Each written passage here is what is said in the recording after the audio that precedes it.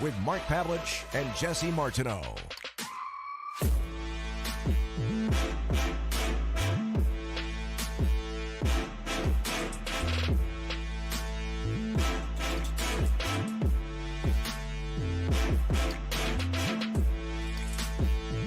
Welcome back, everybody, to the Me and Jesse podcast. My name is Mark Pavelich, and in the Grove, the star of the show, all the way in the Grove, the big sexy Jesse Martineau. What's up, Big Daddy? Well, I'm doing pretty good. Yeah, I hockey think. Season's over. Hockey season's over. Thank God. Well, most of Canada disagrees, but I know, but there's only 37 million people or 40 million people in Canada. Yeah, that's right. Very small percentage of the Earth. The Avalanche. I call it Avalanche Tampa. Yeah. And I didn't know which one was going to win, but I knew they were both the best playoff teams. And really, I'm surprised at how well Colorado did it, but they were on a tear. Isn't that what we're going to have to look forward to in the next so many years of hockey, Jesse? Like, you're building your team one way for the regular season, but that team doesn't help you in the playoffs, as we clearly saw with a lot of teams. Like, for example, Calgary's team during the season was built for that, and then they got in the playoffs and a little bit of speed took over, and they're a fast team as well. But and they had some toughness, but something happened. The wheels fell off. Yeah, well, the Flames, I think they just imploded on themselves. But I would say Colorado's another place than every other team in the West. But aren't they? You know what's funny? Do they look like a team now, basically with guys like? And listen, Kadri had the best line of all when he won the Stanley Cup. I get why people get upset with him, but you need a guy like that to win, like Brad Marchand, like. Go through the Stanley Cup teams of history. They all had a guy like that. And can we also say that guys like Nathan McKinnon are, when we start having the argument of who the best players are in the NHL, and we all say, okay, Connor McDavid, yeah, and then we say Leon Draisaitl, yeah, but Austin Matthews.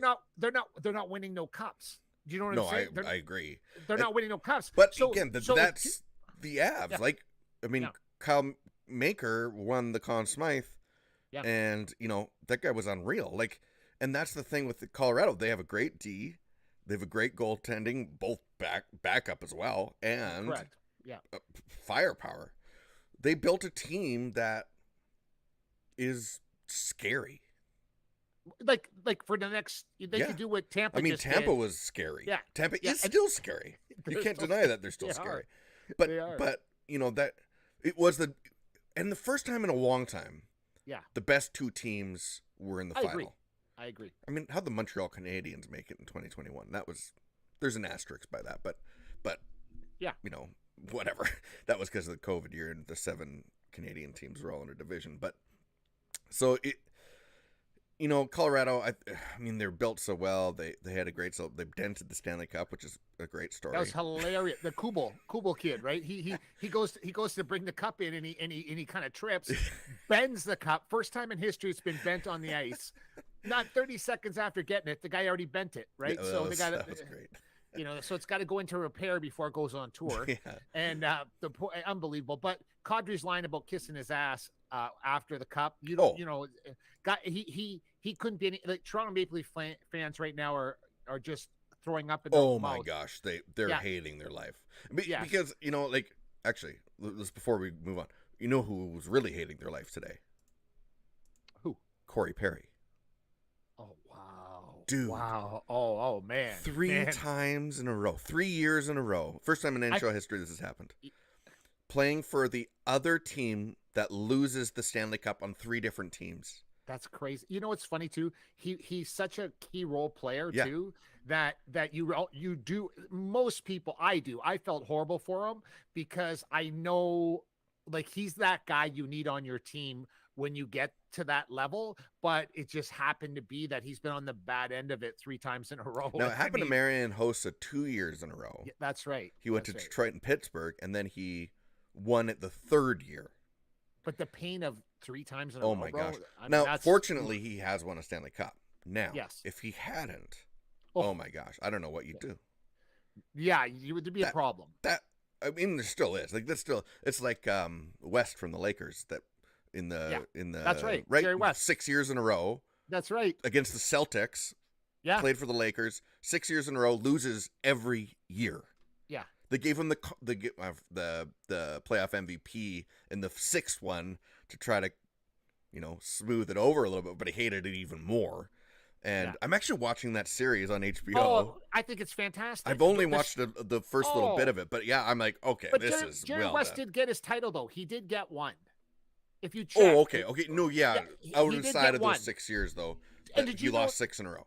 Yeah, but did you know that the guy on the NBA logo is Jerry West? That's him. That's Jerry West. Yeah, they tried to appease him with that too. It is really funny actually. And anyone that's watching sports, watch HBO.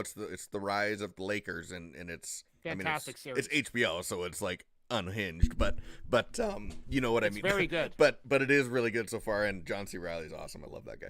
And what about? But can we just let me crown Nathan MacKinnon, please? Yes. I think Nathan MacKinnon is the complete hockey player to win the Stanley Cup. What I mean by this is, of course, you have the Connor McDavids, you have all the Draisaitl's. Those guys aren't leaders. We found that out. We listen. You can send me all the bullshit you want to send me. You can argue with me all you want to argue. Nathan MacKinnon is the basically the prototype of the guy you want to win the Stanley Cup with. He's a leader. He skates like the wind. He's tougher than Draisaitl. He's tougher than McDavid. Yeah. And I'm telling you, he's the guy you want on your team to win the Stanley Cup. And everybody better watch out, because Tampa won it how many times in a row? Twice, and I have a strange suspicion Colorado has a team built on maybe a 2-3. Maybe we can get to that, because we got free agency now, so that's kind of what would hold that up. But maybe can get to a third or fourth cup with this team, because goaltending's phenomenal. With all these pieces like Kadri and all these, they have all these little pieces of people. They did it correctly. And listen, one of the great hockey minds of all time, forget what anybody else says, Joe Sakic, okay? One of the few players that could actually transfer over into that role, because the Toronto Maple Leafs found out the hard way that Brendan Shanahan can't. No. Okay? So Brendan Shanahan isn't Joe Sakic when it comes to intelligence. And so this is why you see, I saw the odds the other day come out again already. They said that the Toronto Maple Leafs are second to win the Stanley Cup. Like I said, our people have lost their freaking minds. Like they haven't won in 54 years, but they're second in favor to win the cup. I'll tell you who's second in favor to win the cup next year. It's the Tampa Bay Lightning, and in Colorado. They could go down this road once again, because if the Oilers don't address some things and the Calgary Flames don't address some things, those are the teams that I think can compete with those teams, and they have. But they're just missing those they're missing those cadres. They're missing those the back. You mentioned earlier, Jesse, the starting goalie and the backup goalie. We're noticing that's becoming a thing now. Yeah. So Oilers definitely don't have. They only have a starting goalie. One thing Calgary does, they have a great starting goalie, and if they could get a backup kind of to match, if they could get him to play like that against Edmonton, that would be great. That's right. That's right. It would have been a big difference. Now, listen, let's bring it up, Jesse. Let's pass this, because I know this is going to take a long time. It came out today, the Hockey Hall of Fame nominees, and I saw you went on Snap Mode, and I couldn't agree with you. I agree with you 1,000% on this. And listen, this could end up taking up the whole rest of the show, because I couldn't believe, like, I'm pissed like you're pissed, but you're a little more pissed than I am. So I'll let you go. Well, Theo Fleury did not make it again on this ballot. Go. Firstly, Daniel and Henrik Sedin. Okay. Yes, great. They're brothers. They got drafted. They're twins. It's a crazy story. It really is. They should make a movie. That being said, Henrik had a great season, won the Hart. They've never won anything else in the NHL. This is the NHL Hall of Fame. Okay, so I'm going to erase all the world stuff. By the way, Theo Fleury has played on every single Team Canada when he was eligible. Correct. So, but I'm going to throw that out. Yeah. With all the other stuff, just talking about the NHL. Yeah. The Sedins were great. Yes. Okay. Awesome. They were awesome. They're fun to watch. They did great things in Vancouver. Never won, ever. Daniel Alfredson, another great player, liked him, couldn't win either. Correct. Roberto Luongo, I'm going to give a pass because he's 4th on the all-time wins list. Okay, yeah, you played amazing. But the players, there's 15 players in NHL history that have played more than 1,000 games that have a point per game average. Yes. 14 of those players are in the Hall of Fame. 14 out of 15. I'll give you one guess who that 15th player is. Yep. That's right, it's Theo Fleury. Yep. Theo Fleury is one of 15 players in NHL history to get a point per game over 1,000 games played and still have a point per game average. One of 15 players, the other 14 already are in the Hall of Fame, and he isn't. Not only that, he's won a Stanley Cup. He was one of the smallest players ever to play the game, and he dominated when he dominated. Now, here's where the political side gets in, because we all know that Theo Fleury had, problems off ice.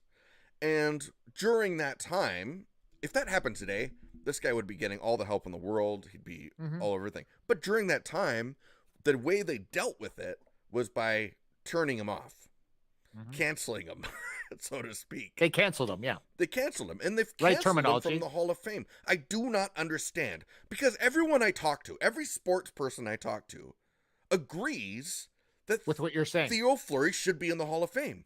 Yet, when it comes down to the vote, you need 75% of those votes. That's right. He's not getting it.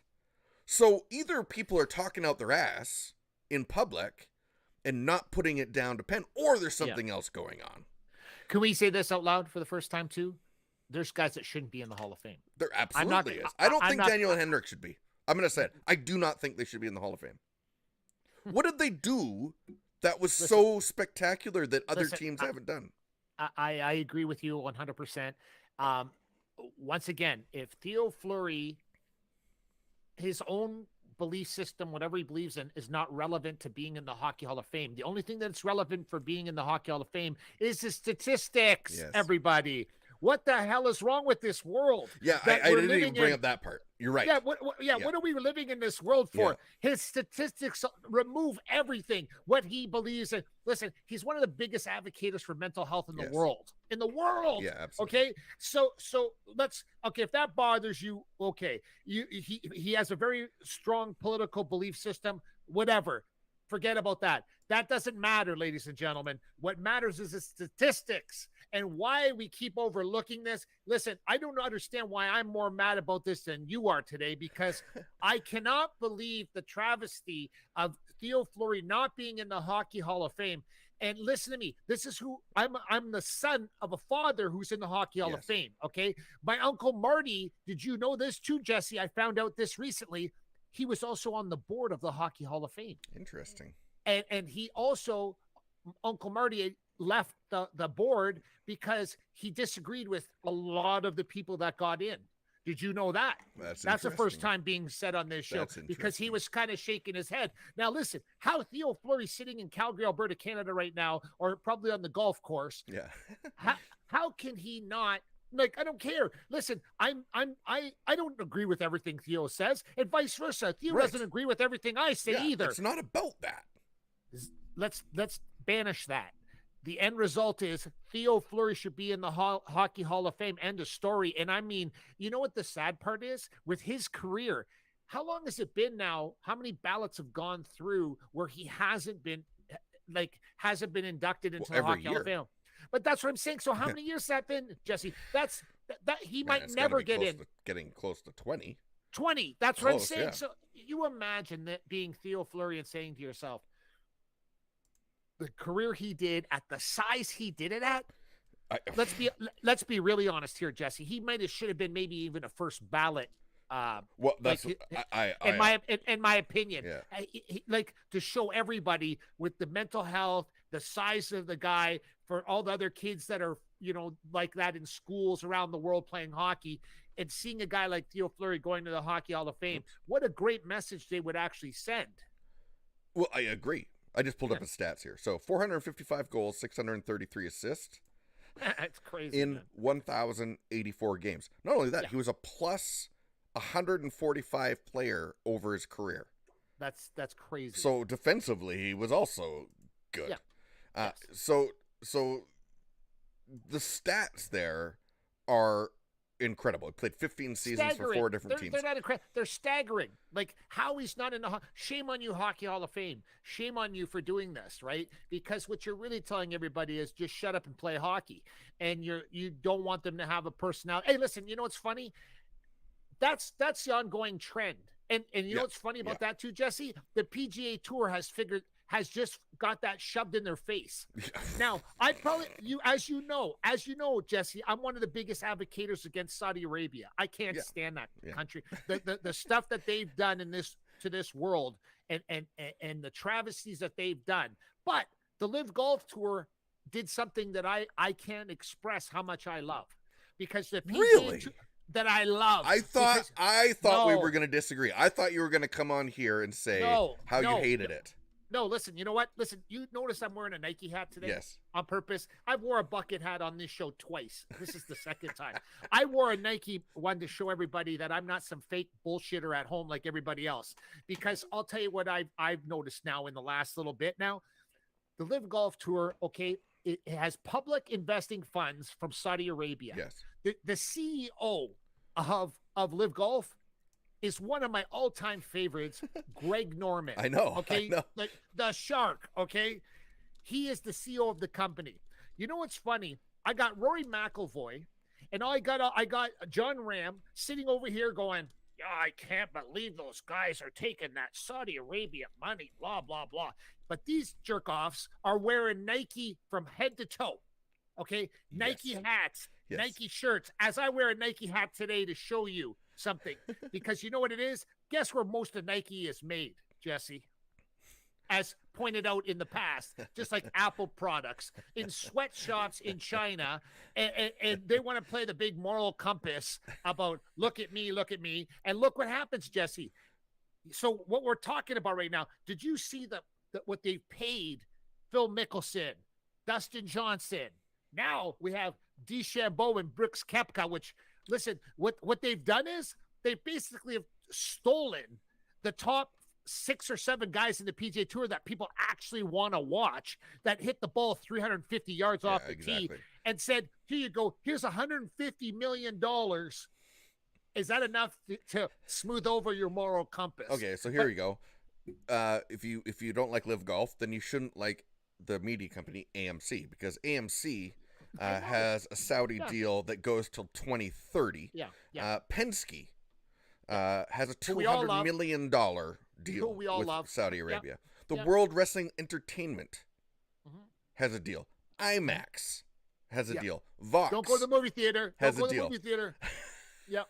Don't watch National Geographic has a deal with Saudi Arabia. Cirque du Soleil has a deal with Saudi Arabia. It's crazy. There's a list of 20 things on here that, because people are calling BS on this, because you're like, oh, well, Saudi. Dude, there's things all Saudi all over it. And I agree with you with the atrocities, but this is something else. And if you're going to actually go through and take away and not buy anything, not support anything that has dirty money, quote unquote, you're going to be going and growing vegetables with Mark organically in your backyard, because everything has something dirty involved with it, essentially. You're right. So if you're going to really go down that road and say, well, you can't do it because of this, well, it just doesn't work.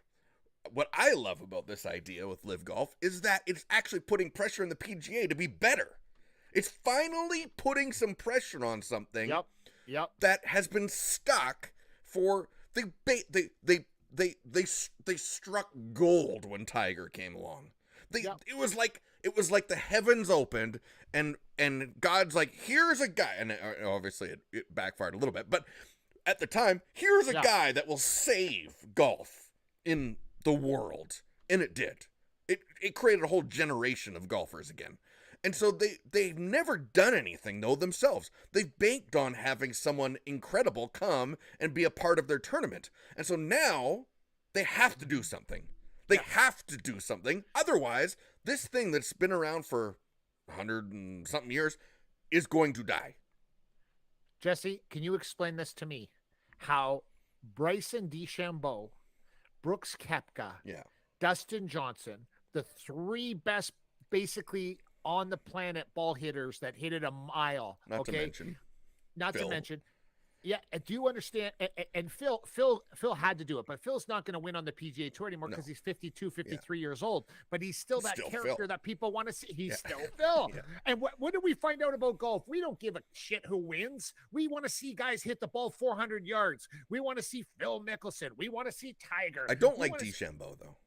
It doesn't matter, though. Because he gets people. I know that you need a Nazem Kadri.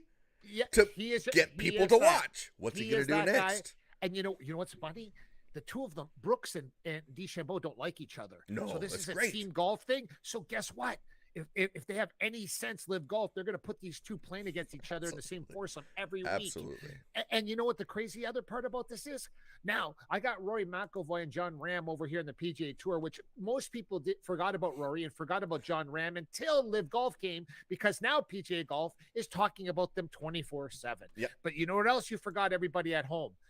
The PGA Golf basically puts up prize money that you can win. You don't get paid anything, zero to come and golf. Mm-hmm. But you imagine the image of Tiger Woods and the image of Dustin Johnson and the image of Bruce Koepka and the image of DeChambeau and Phil Mickelson. They got zero this whole time. They got to play for the money, Jesse. LIV Golf's not doing that. They're paying them for their image. Here's $150 million, Dustin Johnson. Play here. Here's $130 million. And you know what? Instead of winning $1.5 million, you win $4.5 million on the tour. And the lowest guy makes $100,000. See, this is what I mean. They've taken the argument that about the UFC, for example, and said, "Hey, you know what? Jesse, be careful. Jesse, be careful, because LIV MMA can happen now too. Absolutely can happen. Jesse, I can't believe you just said that, because I thought to myself, wow, you're doing this here. They could do the same thing. It is setting this precedent that everyone's watching right now to see what happens here. If this pans out, even if this lasts, let's say 3 years, the third year, if it goes through, there will be other organizations like this jumping up, because and it actually has the drawing power. Why? Because the payout's there. And that is the difference between those other things. The UFC banks on its name. And really, in all honesty, and you know this better than anyone, they haven't really done anything differently over the last decade. It's the same show. Jesse, I fight you. I make $20,000 to show, $20,000 to win. Jesse, you make $30,000 to win, to show, $30,000 to win. So you know what they do now, Jesse? They go, no, we love your image of Jesse Martineau. We love the beard. Yeah. We love that you're a tough guy. You got a jab like a cinder block. Jesse, we're going to pay you $4.2 million a year for your image. And then the fight between you and Pavelich, the winner gets $250,000. Honestly, Jesse, that's all they got to do, Jesse. It's game over. True. It's game over. And why wouldn't you? And people I remember when the NHL was striking and they were interviewing Crosby, who was about to get drafted or just was drafted. And they asked him if he would play somewhere else if the NHL locked out. And he said, yeah, of course, I want to play hockey. But then he had to rebuttal that because they didn't want him. The NHL didn't want him to say that. But that proves the point that these guys want to play, and most of them want to play and get paid. Yes, okay, the UFC's got a great name, the NHL's got a great name, PGA's got a great name. Awesome. But if you feel that you are getting slighted in any way whatsoever, you're going to try to go somewhere that actually respects you. Now, I also believe that Bellator needs to watch their back too, because while I like what they're doing, they're not doing enough to really promote anything to become that's right. A number one organization, even a well-known number two organization. They're not. Correct. So correct. LIV Golf comes along and says, hey, we're going to roll this thing on its head. I don't care if this is a century old. Yeah. We know that there's something else that people want. And I I honestly hope that networks pick it up and put the pressure on the PGA, and the PGA has to do something. If they don't do anything, they're gonna lose. I mean, I've talked about this it's weird, like so much lately, even with like little small things about people thinking better about themselves than they really should. And that's, I mean, you're saying the PGA or the UFC or whatever. Yes, of course, that's a huge, huge thing. But we've all seen giants rise and fall. We've all seen things grow and then something else better comes along. And it happens all over. It happens throughout history. And if you're not careful and you just sit back and let things happen, eventually someone comes along that can surpass you. I just checked. LiveMMA.com is taken.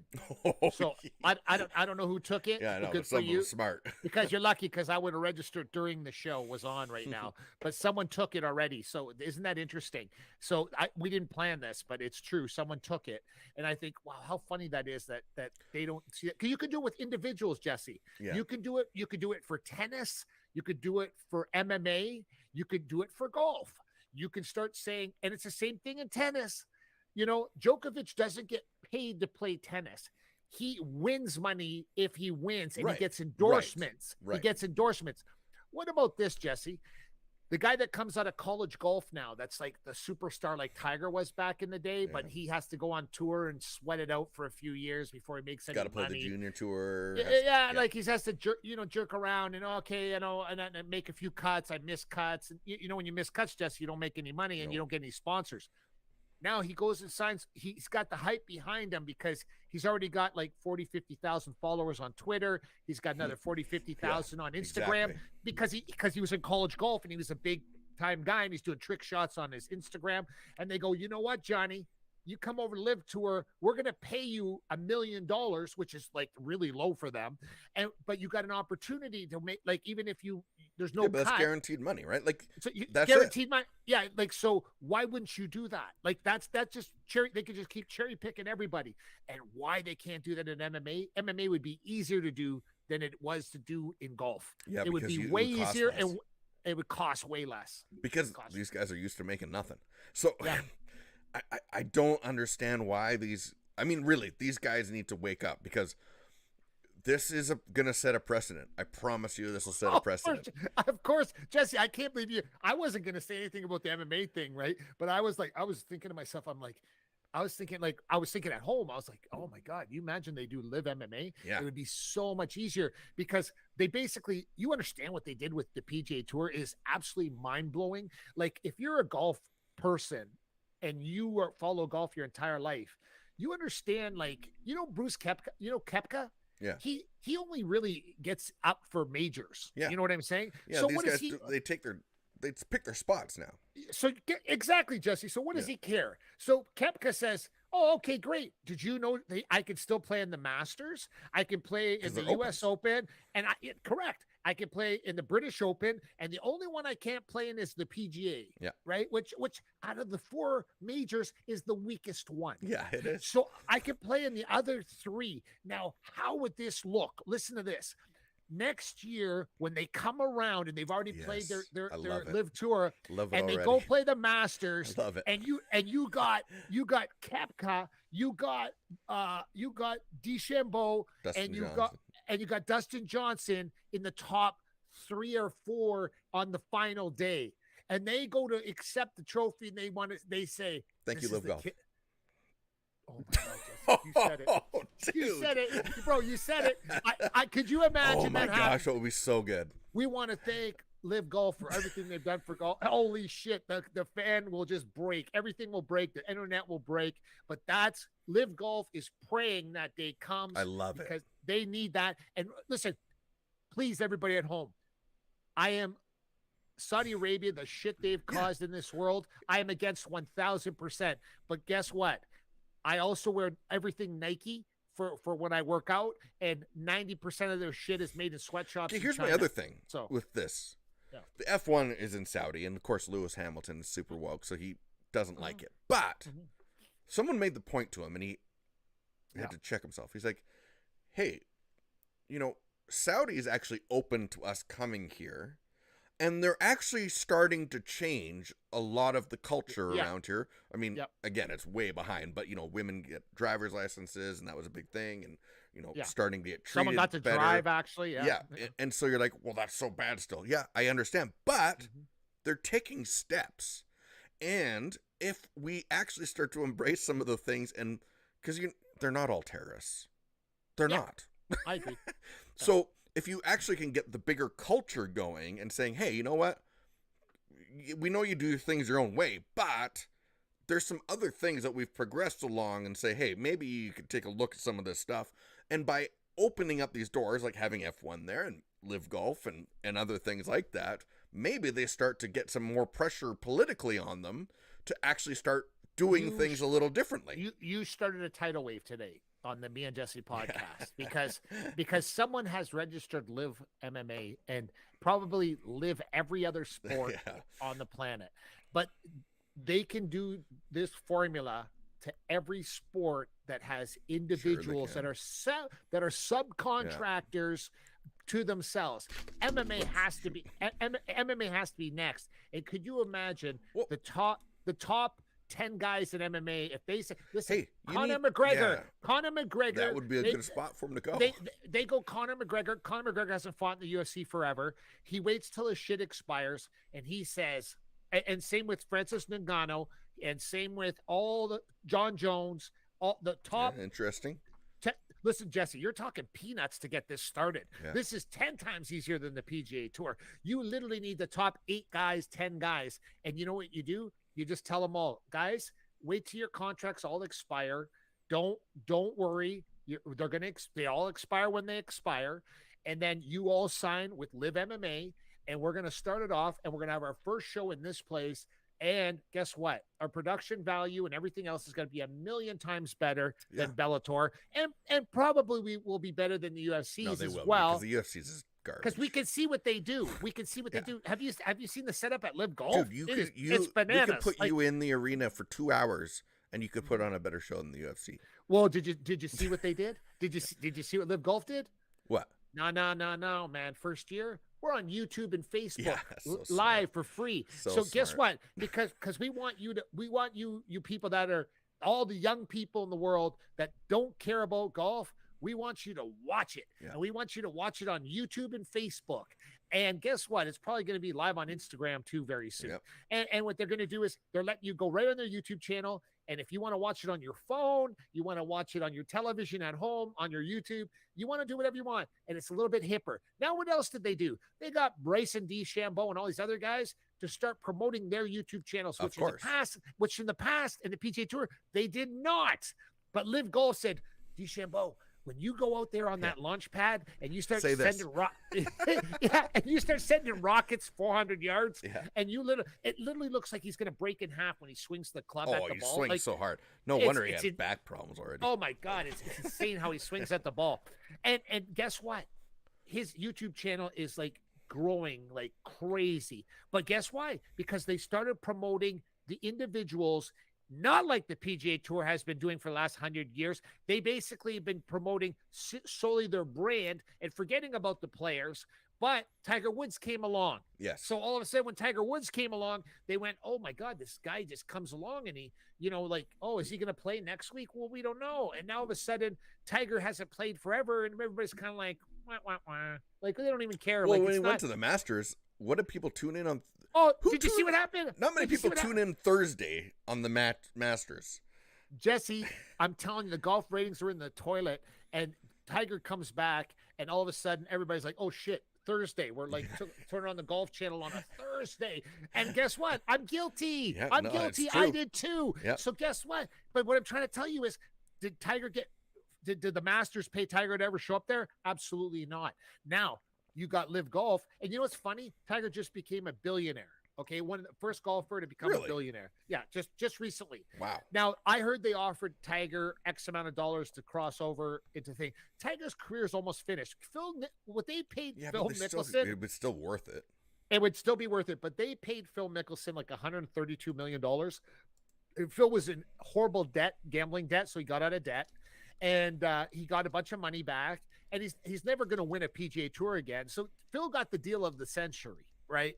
And Tiger the same way. If they would have went after Tiger and said, "Okay, Tiger, you cross over too," and you listen, that ship hasn't sailed yet either, though. Okay, so Tiger could do the flop and say, "Hey, I'll be the captain of one of these teams, and pay me probably in the excess of $300 million." What they have to do is they gotta they have to show where the money comes from. Mm-hmm. They have to show the investors there, and they gotta vet those guys. Yeah, and say, hey, here's where the money is. We're trying. We're a group of people that are trying to turn the image of Saudi Arabia. Yeah. And go with that route and start to win people over. Greg Norman is the CEO and of that's LIV a smart Golf. move. And Greg Norman is, let alone one of the great golfers of the modern era, of the past era. Yeah. Not alone, he's a great philanthropist and a great entrepreneur. And in the wine industry, he's respected for what he's done in the wine industry. He's done so much for Australia as the country. So guess what? They pick a guy. Yeah. They pick a guy like Greg Norman to be the CEO of the company. Now, you don't think do you think Greg Norman needs to be the CEO of LIV Golf? No, he doesn't. No. But Greg Norman figured out something too. Greg Norman got paid $0 his entire PGA career for his image, the Shark. LIV Golf said, the Shark, come to us. Be the CEO of our company because your image is... I love Greg Norman, okay? The hardship that guy went through coming in second multiple times. Yeah. I mean, that's the reason why I love him, because he kept coming, and he didn't win those majors, you know? He won, I think he won one in his career, but he in the Masters, he came second, I don't know how many times. Yeah. But the point is, you don't think Greg Norman cares about his image? He does. Yeah. But he's the CEO of LIV Golf. And it's funny because someone was jokingly saying, Mark, if they called you and said, we want you to be the CEO of LIV MMA, because arguably as an MMA promoter, you know, right? So I said, you know what's funny? This is where your moral compass comes in, because you think Dustin Johnson doesn't have a moral compass. You don't think they all have moral compasses, right? But you know what? 150 million does change up your moral compass quite a bit. And that's what's happened. And you know what's funny? If we talk about Saudi Arabia and all the bad stuff they've done, there's other countries like Canada, United States that have done bad things as well, right? That those countries go, they're shaking their head at. You're calling that money dirty when you don't know where half the 90% of the money comes from. Greg Norman's won 2 Masters, both British Open. Never won a major, or sorry, not 2 Masters, 2 majors. Never won a major on American soil. So that's right. And the epic, and everyone talks about the epic collapse. The meltdown. 96. The Masters. And I watched it. I watched it, and he crumbled. But the part about one thing I love, and Nick Faldo, I actually hugged him when it was over because he felt so bad. Oh, because Nick Faldo's a class guy. Because he ended up losing that by 5 shots. He was up 6, lost it by 5. He melted. Oh my gosh. Melted.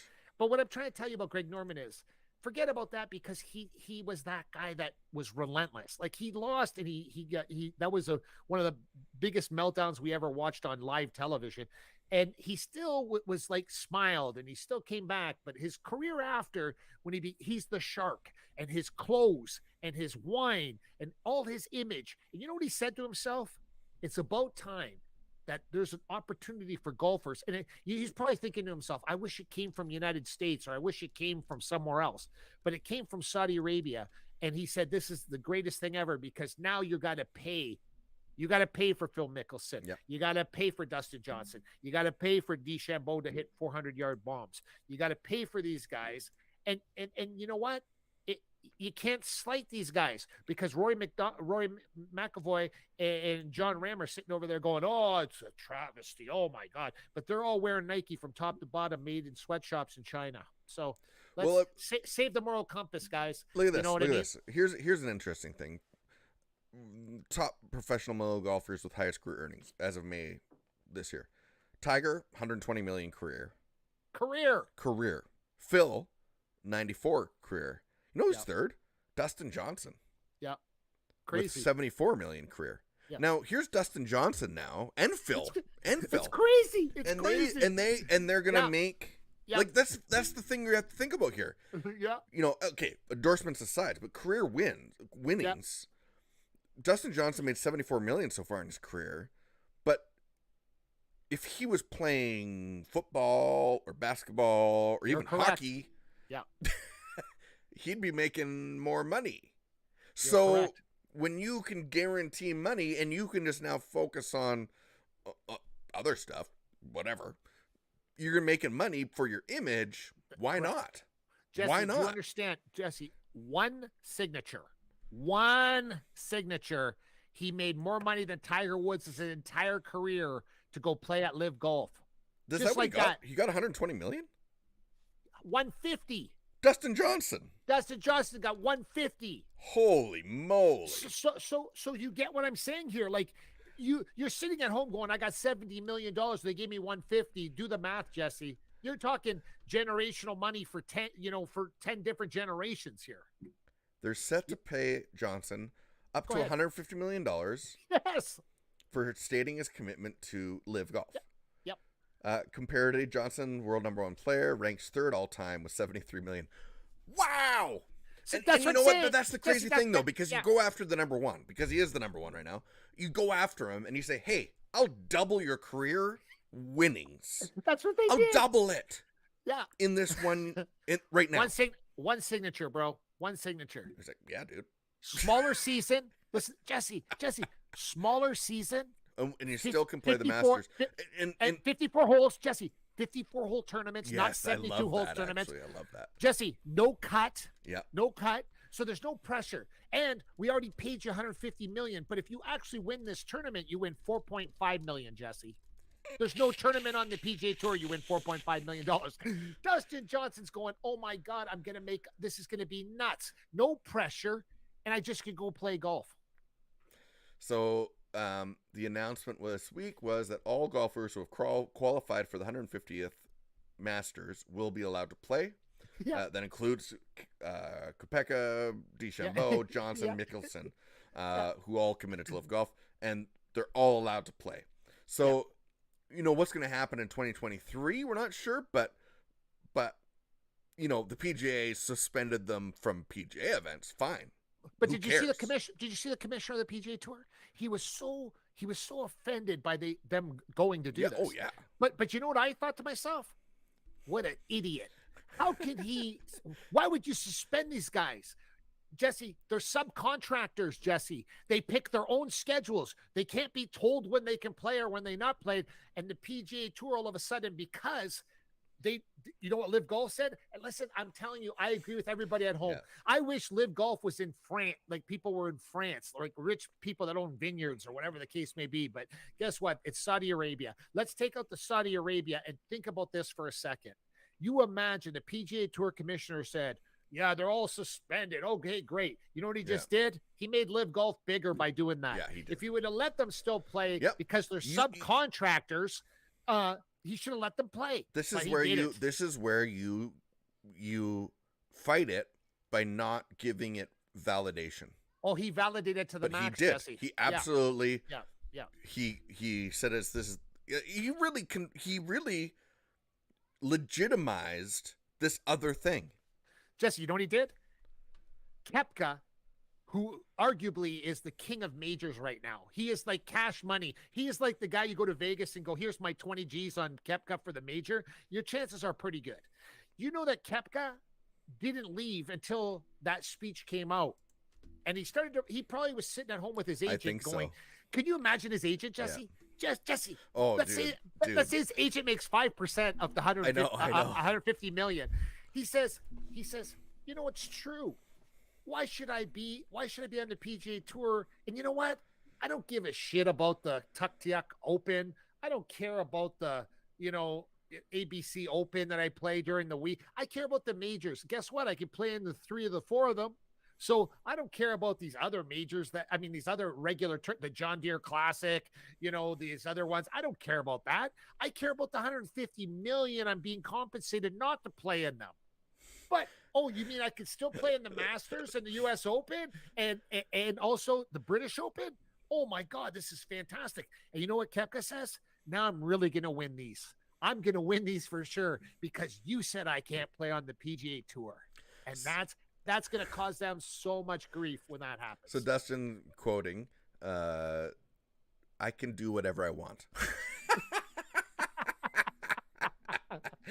And so absolutely, because he's right. He's right. He resigns. He's like, I can do whatever I want. I'm not owned by the PGA. They Correct. haven't done anything to get us to stay here.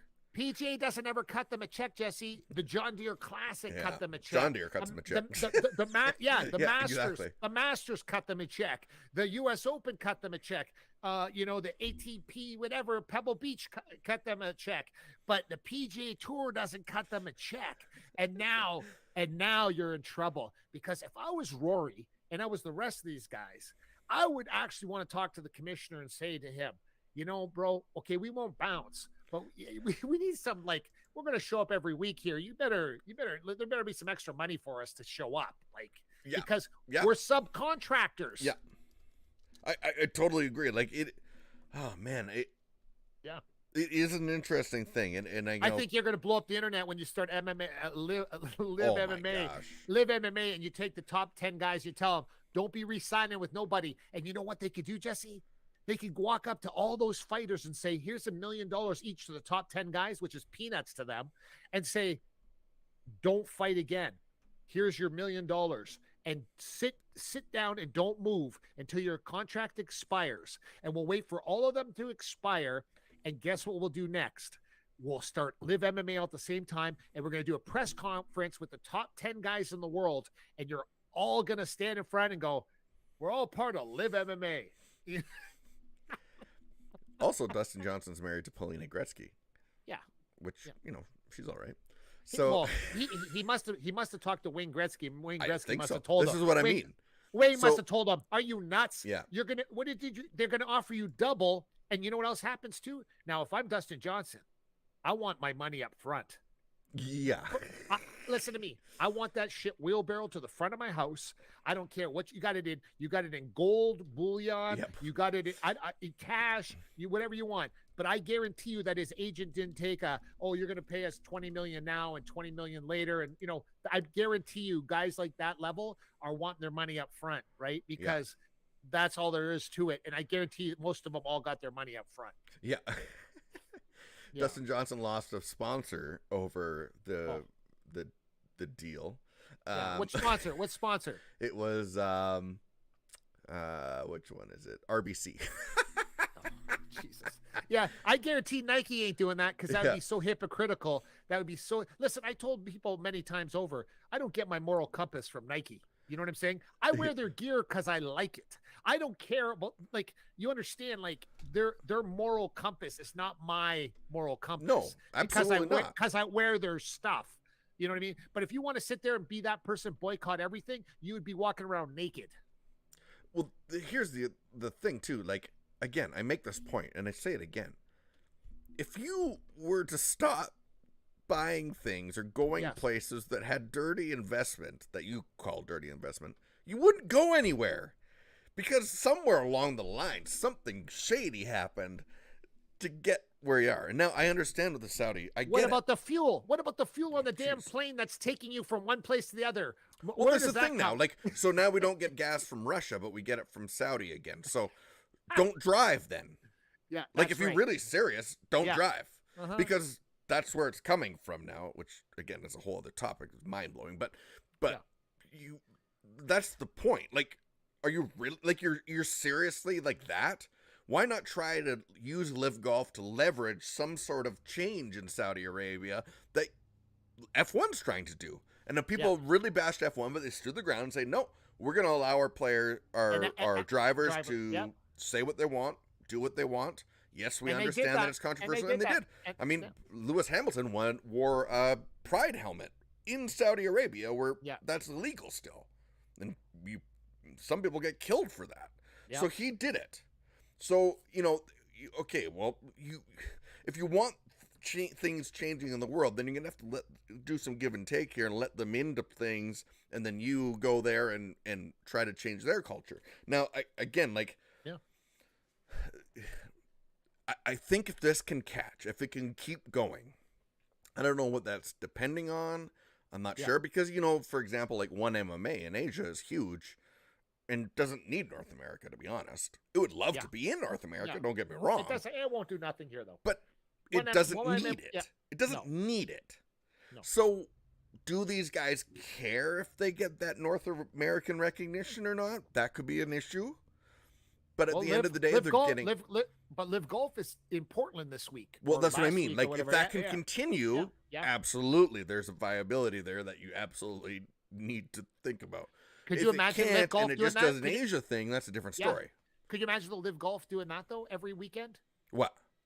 Oh, we got a golf tournament on the weekend, and on the Saturday night, because there's no golf at nighttime, we got LIV MMA in the same city. Oh, my gosh.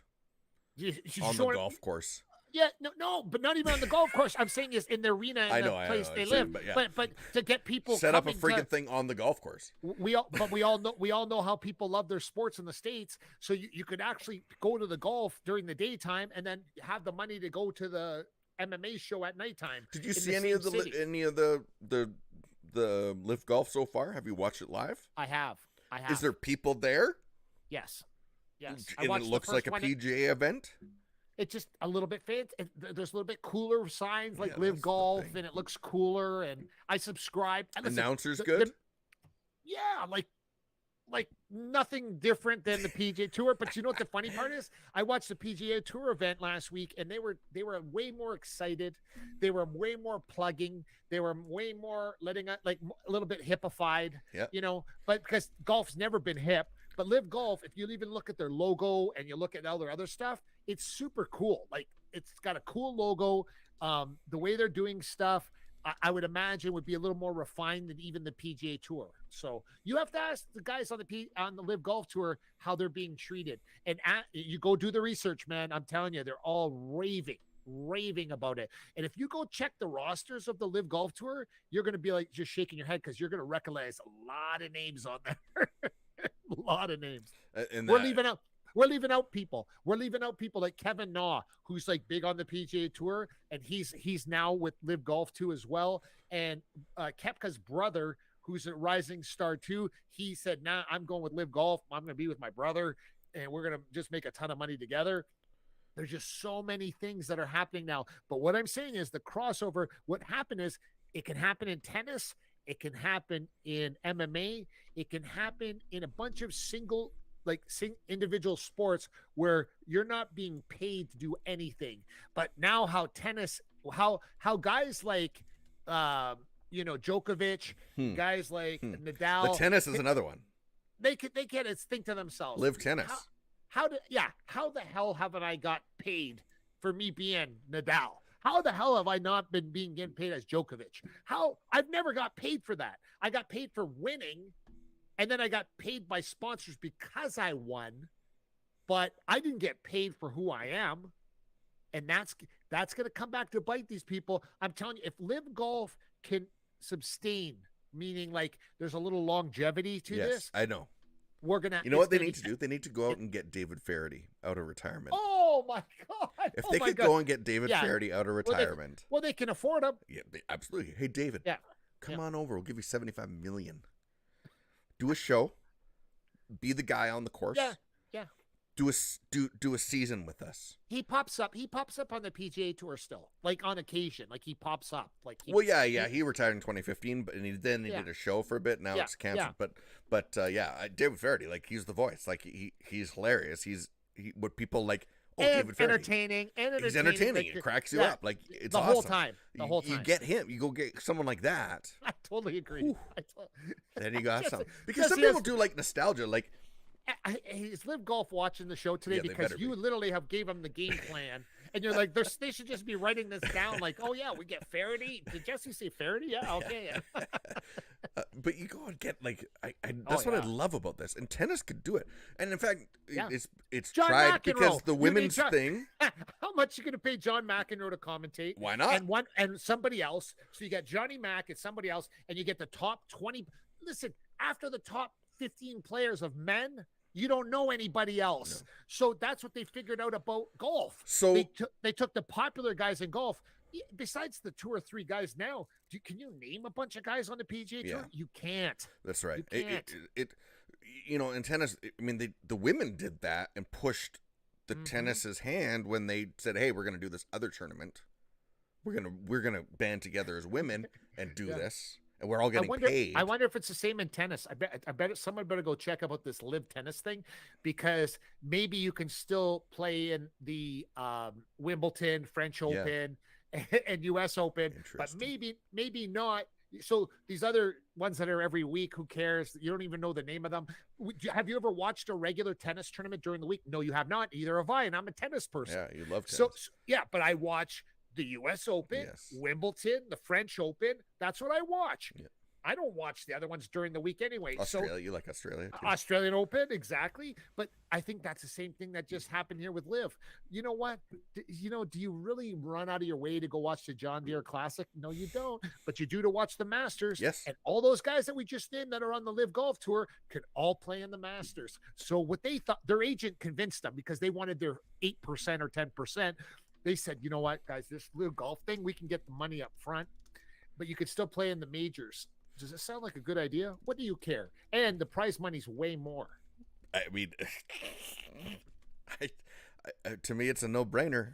No-brainer. So your moral compass can be judged on so many things in the world, but we can't really throw shade on anybody. And the golfers of the PGA Tour that throw shade that are wearing Nike, it's hilarious, because it's a crock of bullshit that you're sitting there wearing Nike like I am today. And you're sitting there saying, I can't believe Saudi Arabia, this and that. And I heard the PGA commissioner, he was doing the same thing too. And the reason why he's doing it, because he sounds like he just lost a big chunk of his roster. So he'll basically say anything now to save the day on the PGA Tour. And can you imagine, for the first time in history, me and Jesse talked about golf on the Me and Jesse podcast. Right.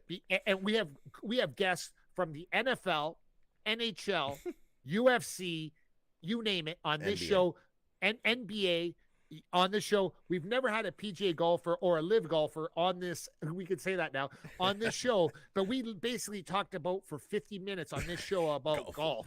And the reason is, it has nothing to do with golf, but the changing times, about the image of sport athletes that are finally saying to themselves, man, I got too many people follow me on Instagram, Twitter, and YouTube for me not to be getting paid. Well, happy birthday to my wife, Nikki. It's her birthday today. Nikki Martin. How old? 39. 39? Or is that 40? Is it finally 40?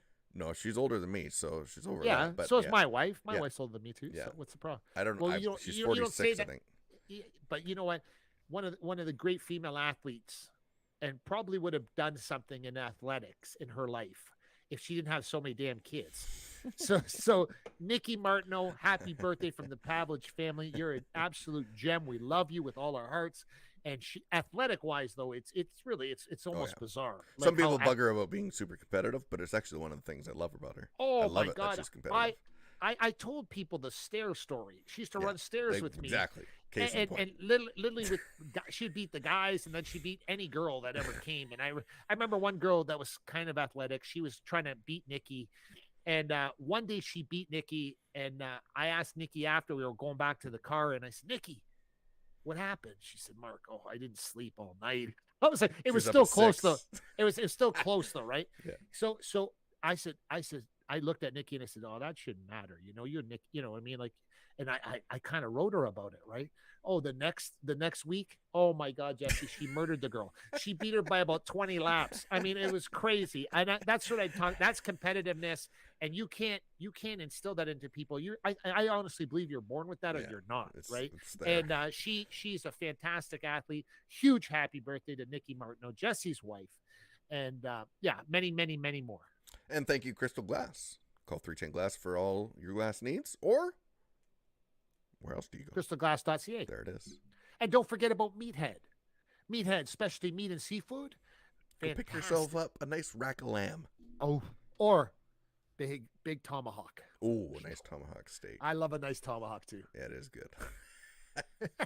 Well, until next time, everybody. That's Mark Pavelich. I'm Jesse Martineau. It's been the Me and Jesse podcast. Tune up some LIV Golf this week. And buy any LIV domains that are still available. Oh, we're checking that out today for sure, man. We'll see you next time, everybody, on the Me and Jesse podcast. Thanks for watching the Me and Jesse podcast. Follow us at facebook.com/Me and Jesse.